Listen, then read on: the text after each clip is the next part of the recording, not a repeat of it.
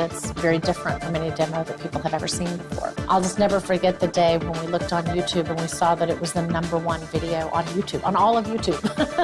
And it was exciting because we realized that not only people were interested and they were watching it, but it was something that people really cared about. It was something that was incredibly rewarding. 13 different countries around the world picked it up. The first week alone on YouTube, it had over 400,000 hits. Greenworks, after just 6 months, became the #1 product in the category.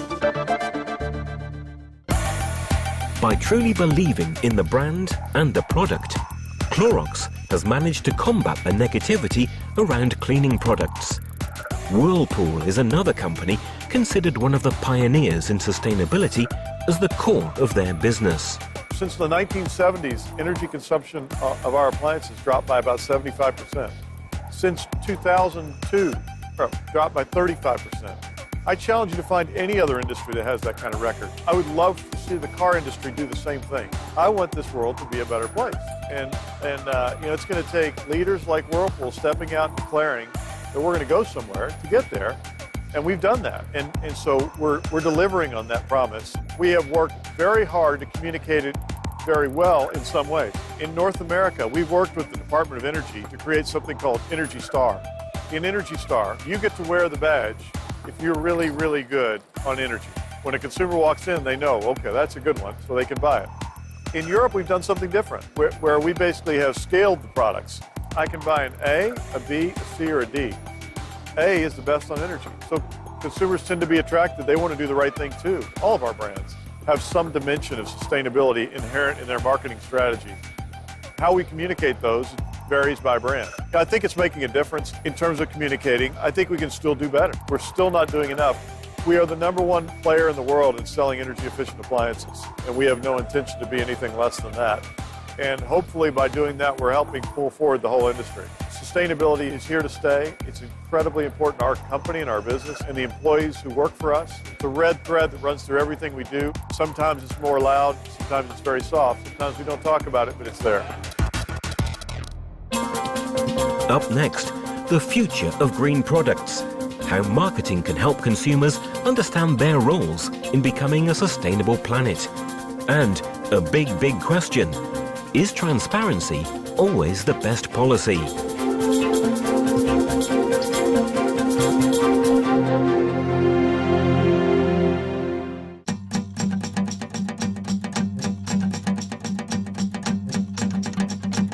As we move into the future, it's important to understand what comes next in the greening department.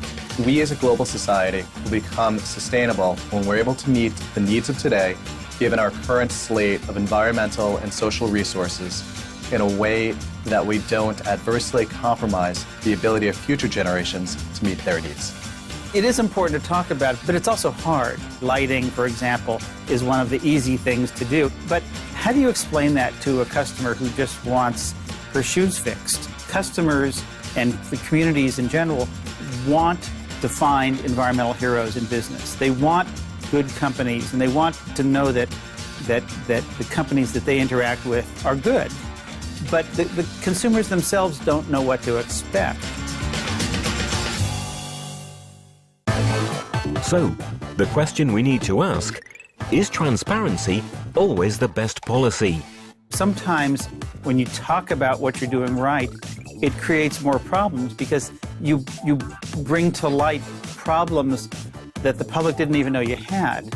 So if you're saying we have less toxic materials, I'm a flower vendor, and now we're not spraying the flowers with as much pesticides as we used to, we're trying to be more responsible, and you start talking about that and they say, I mean, there are pesticides in my flowers? BP, they have some sort of very real challenges. They took a very brave step, which was to focus on the environment. I think the sunflower, I think the green, which is in their colour. The question that I would pose is, can any oil company really own an environmental positioning? Caring about the environment is critical within their organisation. But I think it almost becomes table stakes for any of the oil companies. People want to know the organisation behind the brand and its standards.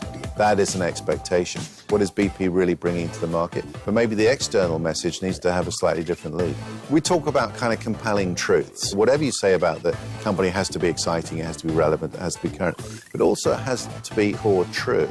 And I'm not saying that BP aren't investing hundreds of thousands of dollars in safety and security and care for the environment, but they can get too exposed in this area by something going wrong. In order to be believed by the public, companies should set clear expectations about their brand promises, understanding how consumers view their products and how being sustainable can be part of corporate ethos.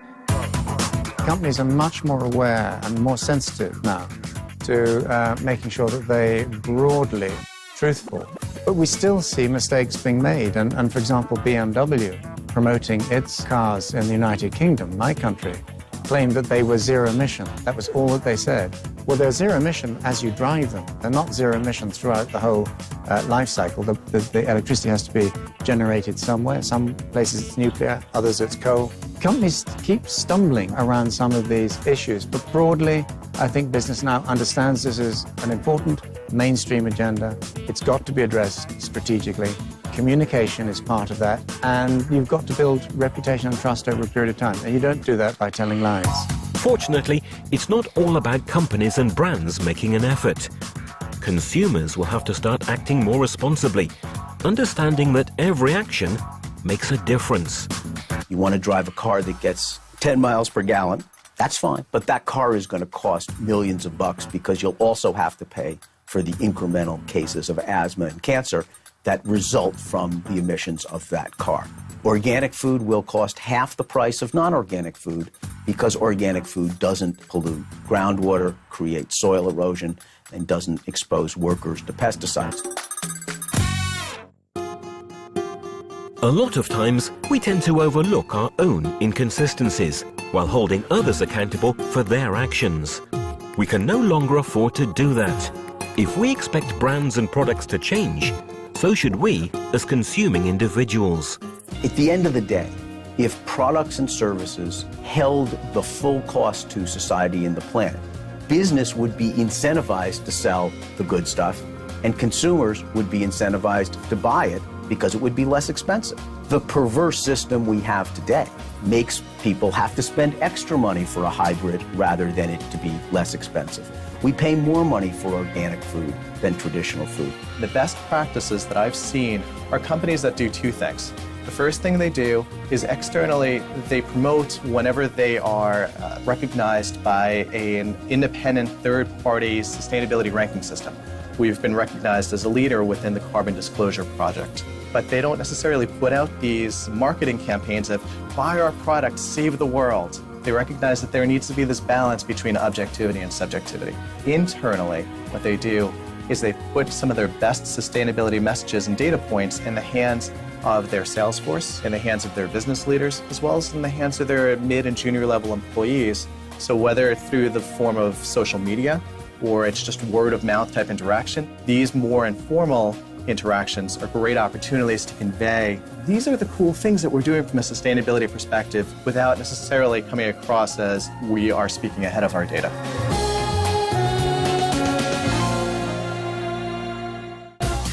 It is also in the hands of marketing experts and advertisers to make sure that companies stick to good intentions and that communications are as truthful as possible.